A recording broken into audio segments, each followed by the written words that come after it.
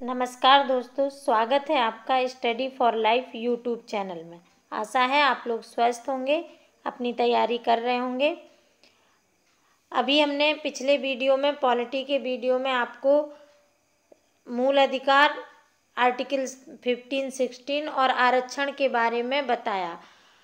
आज हम उसी से रिलेटेड करंट का टॉपिक है, जिसमें 50% जो सीमा थी, जो इंदिरा साहनी मामले में बात की गई थी, उस टॉपिक पर हम डिस्कस करेंगे। ये बीच में करंट का मुद्दा रहा, चूँकि मराठा आरक्षण को लेकर कोर्ट में केस था, इसलिए इस पर निर्णय दिया, तो उस पर हम बात करेंगे। अगर आपने हमारा चैनल सब्सक्राइब नहीं किया है तो प्लीज़ उसे सब्सक्राइब कर लीजिएगा और बेल आइकन दबा दीजिएगा, ताकि आपको नोटिफिकेशन मिलते रहें, और वीडियो को भी शेयर करते रहें ताकि और लोग भी इससे जुड़ते रहें। और पूरा वीडियो देखिएगा, आपके बहुत काम का है।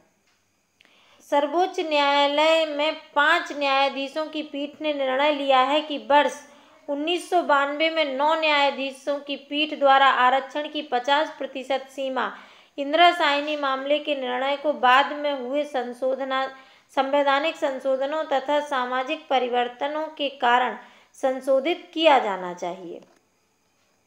इसका अभी जो हाल में ये क्यों मुद्दा आया, तो मराठा आरक्षण को लेकर यह सर्वोच्च न्यायालय के संज्ञान में तब आया जब महाराष्ट्र में मराठा आरक्षण के कारण 50% या 50% आरक्षण की सीमा का उल्लंघन हुआ।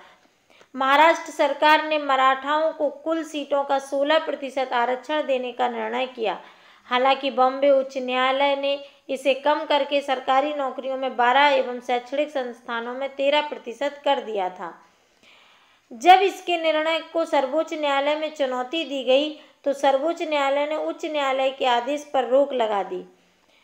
वर्ष 1992 के निर्णय की समीक्षा। यदि सर्वोच्च न्यायालय की 5 जजों की पीठ यह स्वीकार करती है कि इंदिरा साहनी मामले के निर्णय को संशोधित किया जाना चाहिए, तो इस मामले को 11 या 13 जजों की पीठ के पास भेजना होगा। केवल एक बड़ी पीठ ही सर्वोच्च न्यायालय के पूर्व निर्णय को संशोधित कर सकती है, अर्थात इस पीठ में पूर्व निर्णय देने वाली पीठ से अधिक न्यायाधीश होने चाहिए। इसके अतिरिक्त केवल अन्य पिछड़ा वर्ग ही नहीं, बल्कि अनुसूचित जाति एवं अनुसूचित जनजातियों के मामले में भी क्रीमी लेयर अवधारणा की समीक्षा की जानी चाहिए। सर्वोच्च न्यायालय द्वारा उठाए गए प्रश्न। पीठ के राज्यों द्वारा बढ़ाए जा रहे आरक्षण के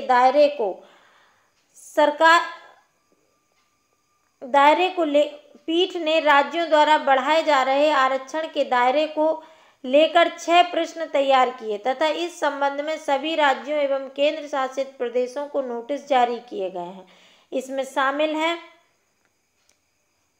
क्या वर्ष 1992 के निर्णय को बाद के संवैधानिक संशोधनों, निर्णयों, सामाजिक परिवर्तनों के मद्देनजर एक बड़ी बेंच के पास भेजा जाना चाहिए? अन्य जो 5 प्रश्न है, 102वें संविधान संशोधन की संवैधानिक वैधता से संबंधित हैं। क्या संविधान का अनुच्छेद 342A किसी भी पिछड़े वर्ग के संदर्भ में कानून बनाने या किसी वर्ग को अन्य पिछड़े वर्ग के रूप में वर्गीकृत करने की राज्य की शक्ति को निश्चित करता है, और इससे भारत की संविधान की संघीय नीति संरचना प्रभावित होती है? संविधान एवं आरक्षण। 77वां संविधान संशोधन अधिनियम 1995 में आया। इंदिरा साहनी मामले में निर्णय दिया गया कि केवल प्रारंभिक नियुक्तियों में आरक्षण होगा, पदोन्नति में आरक्षण नहीं होगा। हालांकि संविधान के अनुच्छेद 16(4)(a) के अनुसार राज्य को अनुसूचित जाति, अनुसूचित जनजाति वर्ग के कर्मचारियों को पदोन्नति के मामले में उस स्थिति में आरक्षण के लिए प्रावधान करने का अधिकार है यदि राज्य को लगता है कि राज्य के अधीन सेवाओं में अनुसूचित जाति, अनुसूचित जनजाति का पर्याप्त प्रतिनिधित्व नहीं है। 81वां संविधान संशोधन अधिनियम 2000, इसने अनुच्छेद 16(4)(b) पेश किया। इसके अनुसार किसी विशेष वर्ष में अनुसूचित जाति, अनुसूचित जनजाति के रिक्त पदों को अनुवर्ती वर्ष में भरने के लिए पृथक रखा जाएगा और उस वर्ष की नियमित रिक्तियों में शामिल नहीं किया जाएगा। संक्षेप में इसने बैकलॉग रिक्तियों में आरक्षण की 50% सीमा को समाप्त कर दिया। 85वां संविधान संशोधन अधिनियम 2001 यह अनुसूचित जातियों अनुसूचित जनजातियों के सरकारी कर्मचारियों हेतु पदोन्नति में आरक्षण के लिए परिमाणिक वरिष्ठता का प्रावधान करता है। इसे वर्ष 1995 से प्रभाव के साथ लागू किया गया था। 102वां, 103वां और 104वां संविधान संशोधन पिछले 2 दशकों में संविधान में 102वें, 104वें संविधान संशोधन जैसे कई संशोधन किए गए हैं। आर्थिक रूप से कमजोर वर्ग के लिए 10% का आरक्षण संविधान के 103वें संशोधन द्वारा प्रदान किया गया है। अनुच्छेद 335 इसमें कहा गया है कि अनुसूचित जातियों एवं अनुसूचित जनजातियों के दावों को प्रशासन की दक्षता बनाए रखने हेतु ध्यान में रखा जाएगा। वर्ष 1992 का निर्णय एवं राज्यों द्वारा इसका पालन। इंदिरा साहनी एवं अन्य बनाम भारत संघ 1992 में इंदिरा साहनी मामले में 16 नवंबर 1992 को निर्णय दिया गया था। इसमें 9 न्यायाधीशों की पीठ द्वारा निर्णय दिया गया था।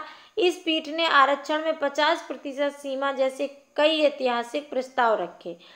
इसमें कहा गया कि यद्यपि संविधान इसकी सीमा तय करता है, तब भी एक संरक्षणवादी उपाय के रूप में आरक्षण समता के संतुलन के सिद्धांत के आधार पर कम सीटों पर होना चाहिए। यह किसी भी परिस्थिति में 50% से अधिक नहीं होना चाहिए। इस निर्णय में क्रीमी लेयर की अवधारणा को भी महत्व दिया गया और प्रावधान किया गया कि पिछड़े वर्गों के लिए आरक्षण केवल प्रारंभिक नियुक्तियों तक सीमित होना चाहिए और पदोन्नति में आरक्षण नहीं होना चाहिए। इससे पहले आरक्षण केवल अनुसूचित जाति एवं अनुसूचित जनजातियों के लिए था। मंडल आयोग द्वारा अन्य पिछड़ा वर्ग को आरक्षित श्रेणी में लाया गया। राज्यों द्वारा सीमा का पालन। सर्वोच्च न्यायालय के वर्ष 1992 के निर्णय के बावजूद कई राज्यों जैसे महाराष्ट्र, तेलंगाना, राजस्थान एवं मध्य प्रदेश ने 50% आरक्षण की सीमा का उल्लंघन करते हुए कानून पारित किए हैं। इनके अतिरिक्त तमिलनाडु, हरियाणा एवं छत्तीसगढ़ ने भी आरक्षण की 50% सीमा का उल्लंघन करने वाले कानून पारित किए हैं। सर्वोच्च न्यायालय ने मराठा आरक्षण मामले का निर्णय करने के पश्चात तमिलनाडु के 69% आरक्षण पर भी विचार करने का निर्णय लिया है। तमिलनाडु में 69% आरक्षण इंदिरा साहनी मामले के पहले से ही लागू है। जनवरी 2000 में आंध्र प्रदेश, तेलंगाना सहित के राज्यपाल ने अनुसूचित क्षेत्रों में स्कूली शिक्षकों के पद पर अनुसूचित जनजाति एसटी के उम्मीदवारों के लिए 100% आरक्षण की घोषणा की। हालांकि सर्वोच्च न्यायालय ने इसे असंवैधानिक करार कर दिया था। 50% आरक्षण सीमा कानून द्वारा निर्धारित। हालांकि आरक्षण की सीमा 50% किसी भी कानून द्वारा निर्धारित नहीं की गई है, लेकिन इसे सर्वोच्च न्यायालय द्वारा निर्धारित किया गया है, अतः यह सभी प्राधिकरणों के लिए बाध्यकारी था। हालांकि निर्णय में कहा गया कि असाधारण परिस्थितियों में आरक्षण की सीमा में वृद्धि की जा सकती है। असाधारण परिस्थितियों के साथ मुद्दा उठता है कि क्या वास्तव में किसी मामले में असाधारण परिस्थिति है अथवा नहीं, और यदि है तो आरक्षण 50% की सीमा से कितना अधिक हो सकता है। आगे की राय। वर्ष 1992 के निर्णय की समीक्षा। सर्वोच्च न्यायालय उच्च न्यायालयों द्वारा दिए गए विभिन्न निर्णयों के कारण उत्पन्न होने वाले मुद्दों को हल करने के लिए इंदिरा साहनी मामले पर विचार करेगा। आरक्षण का उद्देश्य जाति आधारित जनगणना में सीमांत वर्गों की स्थिति के अनुरूप उनकी सामाजिक आर्थिक स्थितियों में सुधार करना है। संघीय संरचना को बनाए रखना। आरक्षण तय करते समय यह भी ध्यान रखना आवश्यक है कि क्या विभिन्न समुदायों के लिए आरक्षण का प्रावधान करने वाली राज्य सरकारें संघीय ढांचे का पालन कर रही हैं या इसे नष्ट कर रही हैं। अनुच्छेद 341 एवं अनुच्छेद 342 के तहत किसी विशेष समुदाय को अनुसूचित जाति अथवा अनुसूचित जनजाति के रूप में अधिसूचित करने की शक्ति संसद में निहित है। आरक्षण एवं योग्यता के बीच संतुलन। विभिन्न समुदायों को आरक्षण देते समय प्रशासन की दक्षता को भी ध्यान में रखना होगा। सीमा से अधिक आरक्षण के कारण योग्यता की अनदेखी होगी, जिससे संपूर्ण प्रशासन की दक्षता प्रभावित होगी। आरक्षण का एकमात्र उद्देश्य कम सुविधा संपन्न समुदायों के ऐतिहासिक शोषण के मुद्दे को संबोधित करना है, लेकिन एक निश्चित सीमा से अधिक योग्यता को भी उपेक्षित नहीं किया जाना चाहिए। धन्यवाद। आप इसे मेंस और ऐसे दोनों के लिए ये बहुत इम्पोर्टेंट टॉपिक है, आप इसे ज़रूर देखिएगा।